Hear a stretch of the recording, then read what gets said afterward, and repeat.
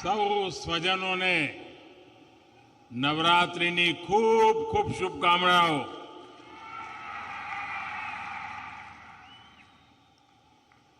સૌથી પહેલા તો મારે ભાવનગરની ક્ષમા માગવી છે.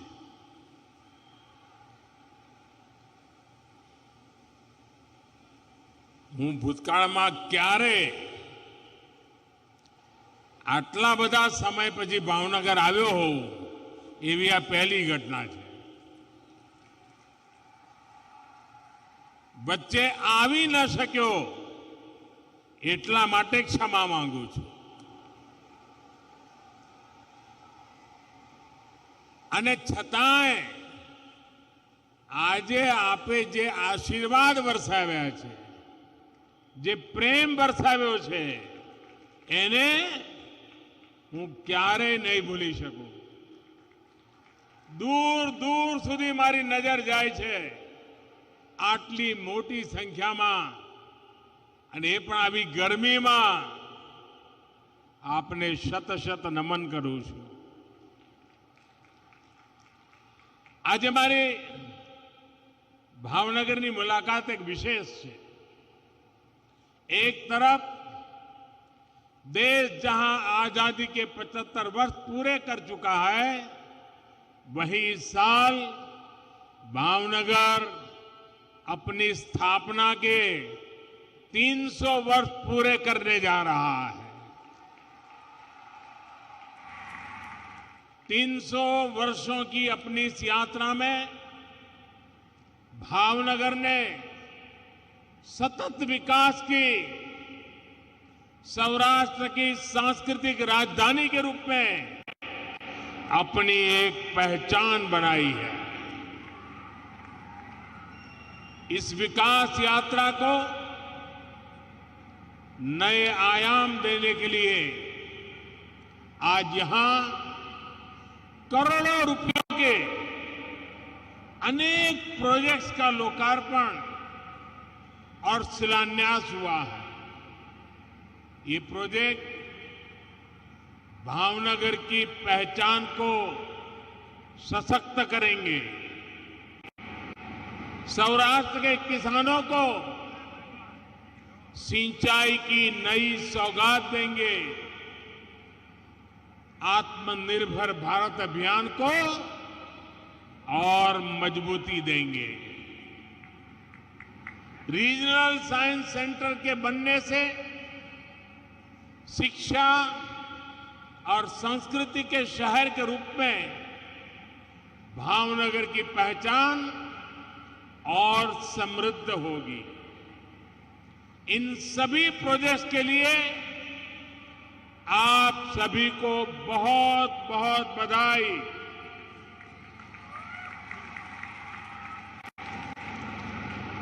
भाइयों और बहनों, जब भी मैं भावनगर आया हूं तो एक बात जरूर कहता रहा हूं. बीते 2.5-3 दशकों में जो गुंज सूरत, वडोदरा और अहमदाबाद की रही है, वही गूंज राजकोट, जामनगर और भावनगर की होने वाली है.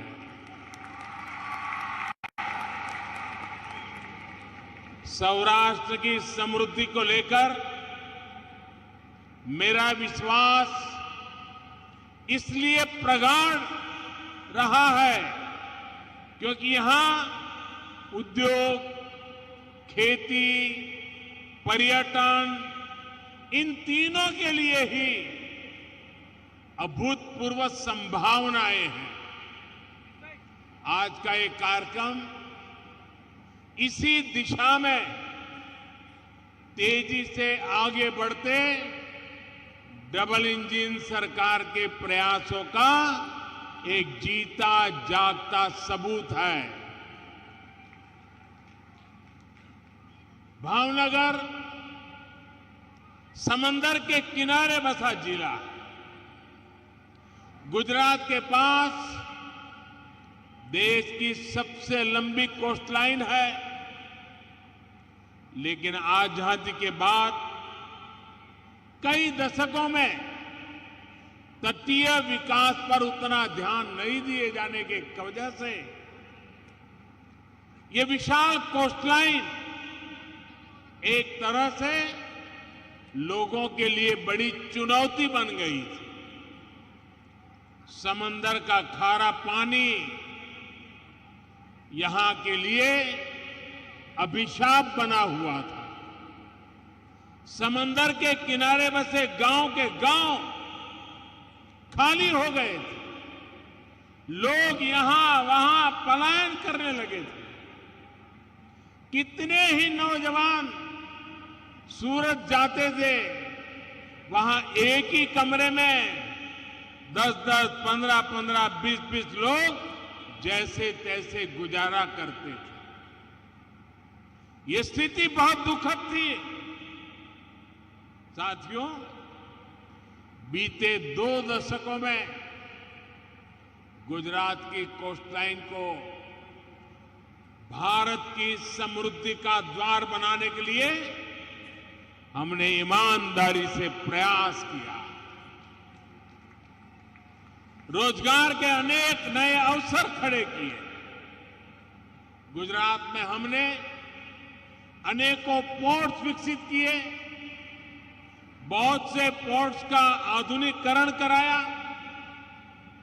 गुजरात में आज 3 बड़े एलएनजी टर्मिनल है, पेट्रोकेमिकल हब्स है, और देश में गुजरात पहला राज्य था जहां पहला एलएनजी टर्मिनल बना था। राज्य के तटीय इलाकों में हमने सैकड़ों कोस्टल इंडस्ट्री डेवलप की, छोटे बड़े अनेक उद्योग विकसित किए। उद्योगों की ऊर्जा की मांग को पूरा करने के लिए हमने कोल टर्मिनल्स का नेटवर्क भी तैयार किया है। आज गुजरात के तटीय इलाकों में अनेक पावर प्लांट्स जो केवल गुजरात ही नहीं, पूरे देश को ऊर्जा देते हैं।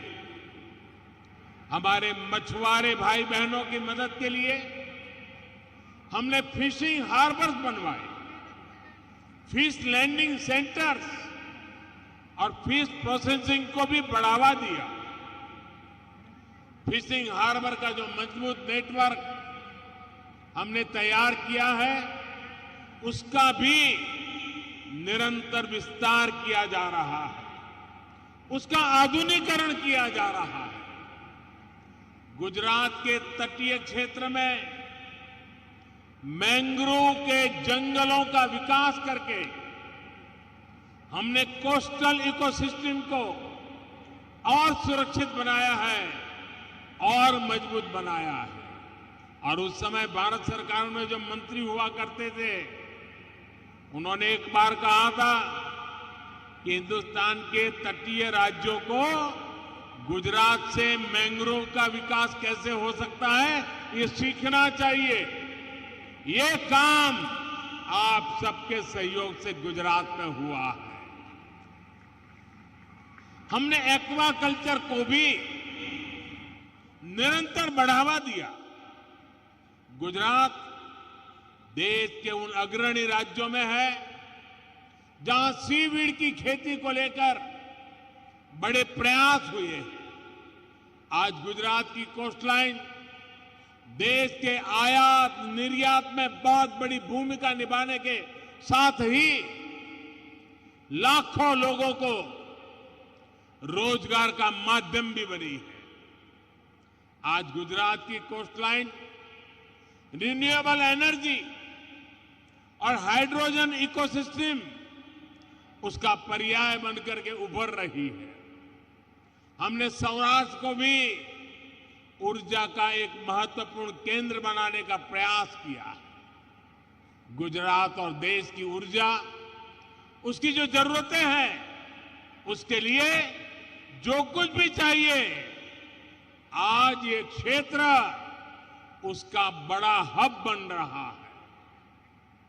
अब तो सौर ऊर्जा के भी अनेक प्रोजेक्ट्स इस क्षेत्र में लग रहे हैं। पालीताना में आज जिस सोलर पावर प्रोजेक्ट का उद्घाटन हुआ है, उससे क्षेत्र के अनेक परिवारों को सस्ती और पर्याप्त बिजली मिल पाएगी। एक समय था, जो आज 20-22 साल के होंगे ना, उनको तो इन बातों का पता भी नहीं होगा। यही हमारे गुजरात में एक समय था जब शाम को खाना खाने के समय अगर बिजली आ गई तो खुशी का दिन होता था। और मुझे याद है, मैं मुख्यमंत्री बना, पहले दिन से लोग कहते थे कि कम से कम शाम को खाना खाते समय बिजली मिले, ऐसा तो करो। वो सारे दुख वाले दिन चले गए दोस्तों। आज यहां पर्याप्त बिजली के कारण बिजनेस के नए अवसर यहां बन रहे हैं, उद्योग धंधे फल फूल रहे हैं। धौलेरा में रिन्यूएबल एनर्जी, स्पेस और सेमीकंडक्टर इंडस्ट्री को लेकर जो निवेश होने जा रहा है, उसका लाभ भी भावनगर को मिलने वाला है। क्योंकि एक प्रकार से वह भावनगर का पड़ोसी इलाका डेवलप हो रहा है और वो दिन दूर नहीं होगा। अहमदाबाद से धौलेरा, भावनगर, ये पूरा क्षेत्र विकास की नई नई ऊंचाइयों को प्राप्त करने वाला है। भाई और बहनों, भावनगर आज पोर्ट लेड डेवलपमेंट के एक अहम सेंटर के रूप में विकसित हो रहा है। इस पोर्ट की देश भर के अलग अलग औद्योगिक क्षेत्रों के साथ मल्टी मॉडल कनेक्टिविटी सुनिश्चित होगी। मालगाड़ियों के लिए अलग से जो ट्रैक बिछाया जा रहा है, उससे भी ये पोर्ट जुड़ेगा और दूसरे हाईवे, रेलवे नेटवर्क से भी बेहतर कनेक्टिविटी होगी। पीएम गति शक्ति नेशनल मास्टर प्लान ये कनेक्टिविटी की परियोजनाओं को और नया बल देने वाली है। यानी भावनगर का ये पोर्ट आत्मनिर्भर भारत के निर्माण में बड़ी भूमिका निभाएगा और रोजगार के सैकड़ों नए अवसर यहां बनेंगे। यहां भंडारण, ट्रांसपोर्टेशन और लॉजिस्टिक्स से जुड़े व्यापार कारोबार का विस्तार होने वाला है। ये बंदरगाह गाड़ियों की स्क्रैपिंग, कंटेनर उत्पादन और धौलेरा स्पेशल इन्वेस्टमेंट रीजन जैसे बड़े प्रोजेक्ट की भी जरूरतों को पूरा करेगा। इससे यहां नए रोजगार बनेंगे, स्वरोजगार की संभावनाएं बनेगी। साथियों, अलंग को दुनिया के बड़े शिप ब्रेकिंग यार्ड में से एक के लिए जाना जाता है। शायद ही कोई ऐसा हो जिसको अलंग का पता न हो। केंद्र सरकार ने जो नई व्हीकल स्क्रैपिंग पॉलिसी, यानी पुरानी गाड़ियों को स्क्रैप करने के लिए जो नीति बनाई है, वो जब लागू होगी, मैं साथियों दावे से कहता हूं, पूरे हिंदुस्तान में ये व्हीकल स्क्रैपिंग पॉलिसी का सबसे पहले और सबसे ज्यादा लाभ किसी को मिलने वाला है तो आप लोगों को मिलने वाला है। इसका कारण है, अलंग के पास तो स्क्रैपिंग से जुड़ी विशेषज्ञता है। बड़े बड़े जहाजों को कैसे स्क्रैप किया जाता है उसकी उनको जानकारी है। ऐसे में जहाजों के साथ साथ दूसरे छोटे वाहनों की स्क्रैपिंग का भी देश का ये बड़ा सेंटर बन सकता है। भावनगर के मेरे होनहार उद्यमियों को मुझे ये याद दिलाने की जरूरत नहीं है कि वो विदेशों से भी ये छोटी छोटी गाड़ियां लाकर उन्हें यहां स्क्रैप करने का काम भी शुरू कर देंगे। साथियों, यहां जहाजों को तोड़कर जो लोहा निकलता है, अभी तक कंस्ट्रक्शन सेक्टर में उसका बड़ा उपयोग होता है।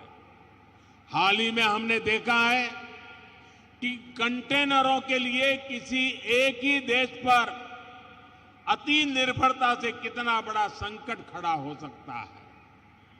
भावनगर के लिए ये भी एक नया अवसर है और बड़ा अवसर है। एक तरफ वैश्विक व्यापार में भारत की हिस्सेदारी बढ़ रही है और दूसरी तरफ दुनिया भी कंटेनर्स के मामले में भरोसेमंद सप्लायर की तलाश में है।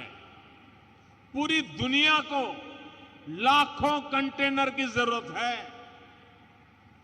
भावनगर में बनने वाले कंटेनर आत्मनिर्भर भारत को भी ऊर्जा देंगे और यहां रोजगार के अनेक अवसर भी बनाएंगे। साथियों, जब मन में लोगों की सेवा का भाव हो, परिवर्तन लाने की इच्छा शक्ति हो, तो बड़े से बड़े लक्ष्य को पाना संभव होता है। सूरत से भावनगर आने जाने वाली गाड़ियों की क्या स्थिति होती थी, ये आप लोग अच्छी तरह जानते हैं। घंटों का सफर, सड़क हादसे, पेट्रोल डीजल का खर्चा, कितनी सारी मुश्किलें थी। अब जीवन पर संकट भी कम हुआ, किराए भाड़े का पैसा और समय भी बच रहा है। तमाम अड़चनों के बावजूद हमने गोगा दहेज फेरी शुरू करके दिखाई, इस सपने को पूरा किया। गोगा हजीरा रोरो फेरी सर्विस से सौराष्ट्र और सूरत की दूरी लगभग 400 किलोमीटर से घट करके 100 किलोमीटर से भी कम हो गई। बहुत ही कम समय में इस सेवा से लगभग 3 लाख यात्री सफर कर चुके हैं।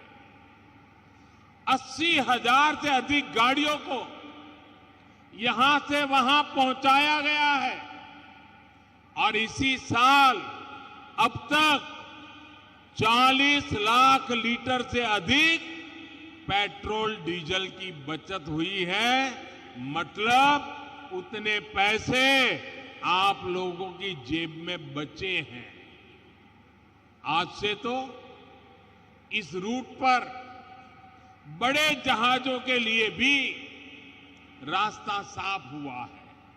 साथियों, आप समझ सकते हैं ये कितनी बड़ी सेवा इस क्षेत्र के सामान्य जनों, किसानों और व्यापारियों की हुई है। लेकिन इतना सब कुछ बिना किसी शोर शराबे के, बड़े बड़े विज्ञापन के पीछे पैसे बर्बाद किए बिना ये सारे काम हो रहे हैं साथियों। क्योंकि हमारी प्रेरणा और लक्ष्य कभी भी सत्ता सुख नहीं रहा है। हम तो हमेशा सत्ता को सेवा का माध्यम मानते हैं। ये हमारा सेवा का यज्ञ चल रहा है। इसी सेवा भाव के कारण ही इतना प्यार, इतना आशीर्वाद निरंतर बढ़ता ही चला जा रहा है, बढ़ता ही चला जा रहा है। साथियों, हमारे प्रयासों से इस क्षेत्र में सिर्फ आना जाना, ट्रांसपोर्टेशन ही नहीं, उतनी ही सुविधा हुई ऐसा नहीं, लेकिन टूरिज्म को भी बढ़ावा मिला है। अपनी समुद्री विरासत को सहेज कर उसको पर्यटन की ताकत बनाने पर गुजरात के तटीय क्षेत्रों में अभूतपूर्व काम हो रहा है। लोथल में बनने वाला मैरीटाइम म्यूजियम शायद आप में से बहुत कम लोगों को मालूम होगा। लोथल में दुनिया में नाम कमा सके ऐसा मैरीटाइम म्यूजियम बन रहा है। जैसे स्टैच्यू ऑफ यूनिटी उससे एक पहचान बनाई है, ये लोथल का मैरीटाइम म्यूजियम भी बनाएगा, क्योंकि हमारे लिए गर्व की बात है, दुनिया का सबसे पुराना बंदरगाह लोथल ये हमारी गुजरात की धरती पर है, ये हमारे भावनगर के किनारे पर है। लोथल हमारी विरासत का एक महत्वपूर्ण केंद्र रहा है, जिसको पूरी दुनिया के पर्यटन नक्शे पर लाने के लिए बहुत परिश्रम किया जा रहा है। लोथल के साथ वेलावदर नेशनल पार्क में इको टूरिज्म से जुड़े सर्किट का लाभ भी भावनगर को होने वाला है। विशेष रूप से छोटे छोटे जो बिजनेसमैन हैं, छोटे छोटे कारोबारी है, व्यापारी है, उनको विशेष लाभ होने वाला है। भाई और बहनों, सौराष्ट्र में किसानों और मछुआरों दोनों के जीवन में पिछले 2 दशकों में बहुत बड़ा बदलाव आया है। एक समय था जब जानकारी के अभाव में अक्सर मछुआरों का जीवन खतरे में पड़ जाता था। जब मैं यहां मुख्यमंत्री था तब मछुआरों को एक लाल रंग की बास्केट दी गई थी, जिसमें अलग अलग बटन लगे थे। दुर्घटना की स्थिति में बटन दबाने पर कोस्ट गार्ड के ऑफिस में सीधा अलर्ट पहुंच जाता था, जिससे तुरंत सहायता पहुंचाना संभव हो पाता था। इसी भावना को 2014 के बाद पूरे देश के लिए हमने विस्तार किया है। मछुआरों की नावों को आधुनिक बनाने के लिए सब्सिडी दी। किसानों की तरह ही मछुआरों को किसान क्रेडिट कार्ड दिए। साथियों, आज मुझे बहुत संतोष होता है जब सौनी योजना से हो रहे बदलाव को मैं देखता हूं। मुझे याद है, मैंने जब सौनी योजना की बात कही थी तो हमारे सौराष्ट्र में मैंने राजकोट में आकर के इसकी शुरुआत की थी। सारे मीडिया वालों ने लिखा था कि देखो चुनाव आया इसलिए मोदी जी ने घोषणा कर दी, चुनाव जाएगा भूल जाएंगे। लेकिन मैंने सबको गलत सिद्ध कर दिया। आज सौनी योजना नर्मदा मैया को लेकर के उसे जहां जहां पहुंचाने का संकल्प किया था तेज गति से पहुंच रही है। भाइयों, हम वतन के पक्के लोग हैं, हम समाज के लिए जीने वाले लोग हैं। साथियों, इस सौनी परियोजना का इसका एक हिस्से का लोकार्पण आज होता है और दूसरे हिस्से पर काम शुरू होता है। हम काम रुकने नहीं देते। आज भी जिस हिस्से का लोकार्पण हुआ है उससे भावनगर और अमरेली जिले के अनेक डैम तक पानी पहुंच रहा है। इसे भावनगर के गारियाधार, जेसर और महुआ तालुका और अमरेली जिले के राजूला और खांबा तालुका अनेक गांवों के किसानों को लाभ होने वाला है। भावनगर, गिर सोमनाथ, अमरेली, बोटाद, जूनागढ़, राजकोट, पोरबंदर, इन जिलों के सैकड़ों गांवों और दर्जनों शहरों तक पानी पहुंचाने के लिए भी आज काम नए सिरे से जोड़ा गया है। भाइयों और बहनों, अभाव को दूर करना और जो विकास में पीछे छूट गया उसका हाथ पकड़कर आगे ले जाना, ये डबल इंजन सरकार की प्रतिबद्धता है। गरीब से गरीब को जब साधन मिलते हैं, जब सरकार उनको संसाधन देती है तो वो अपनी तकदीर बदलने में जुट जाता है। वो दिन रात मेहनत करता है और गरीबी से लड़ाई लड़के गरीबी को परास्त करता है। गुजरात में हम अक्सर गरीब कल्याण मेले का आयोजन करते थे। ऐसे ही एक कार्यक्रम के दौरान यहां भावनगर में एक बहन को मैंने 3 पहिए वाली साइकिल दी थी, दिव्यांग बहन थी। तो उसने मुझे क्या कहा, आप देखिए मिजाज देखिए भावनगर के लोगों का, गुजरातों का स्पिरिट देखिए। मुझे बराबर याद है उस बहन ने कहा कि मुझे तो साइकिल चलाना आता नहीं है, मुझे तो इलेक्ट्रिक ट्राइसिकल दीजिए। ये मिजाज है मेरे गुजरात का, ये मिजाज है मेरे भावनगर का। और ये जो विश्वास था, उस बहन के मन में जो भरोसा था, वो भरोसा मेरी सबसे बड़ी पूंजी है भाई। गरीबों की यही सपने, यही आकांक्षाएं मुझे निरंतर काम करने की ऊर्जा देती है। आपके आशीर्वाद से ये ऊर्जा बनी रहे और निरंतर आपका प्यार बढ़ता चला जा रहा है। और मैं आज ये जरूर कहूंगा कि मुझे आने में कुछ साल लग गए, मैं देर से आया, लेकिन खाली हाथ नहीं आया हूं। पिछले सालों का जो बकाया था वो भी लेकर के आ गया हूं। અને આમાં ભાવનગરનો તો મારી પર અધિકાર છે ભાઈ।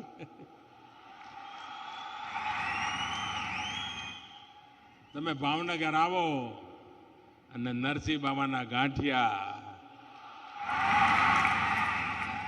દાસના પેડા, અને જ્યારે ગાંઠિયા યાદ કરું એટલે મને મારા હરિસિંહ દાદા યાદ આવે। बहु वर्षों पहला हूँ नानो कार्यकर्ता तरीके, त्यारे तो हूँ राजकारण में नहोतो, मने गांठिया खावानुं कोई शीखवाड्युं होय तो हरिसिंह दादाए शीखवाड्युं कि जारे आवे अमदावाद तो गांठिया लेता आवे, अमे संघ कार्यालय रहीए, ये अमारी चिंता करे।